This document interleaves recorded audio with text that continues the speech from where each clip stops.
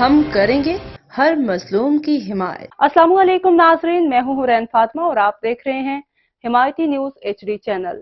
نظر ڈالتے ہیں آج کی اہم خبر پر۔ شکرگڑھ کرتارپور بابا گرو نانک کے جنم دن کے بعد بھارتی سکھ یاتری گرو کی دھرتی کی خوبصورت یادیں لیے واپس انڈیا لوٹ گئے۔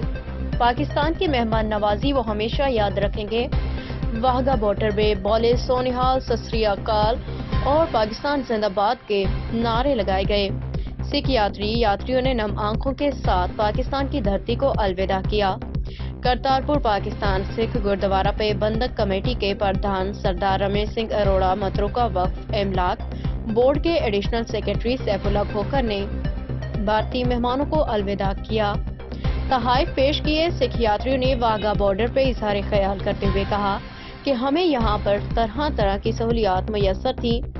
انہوں نے کہا کہ پاکستان میں جتنی عزت ملی اسے الفاظ میں بیان کرنا ممکن نہیں۔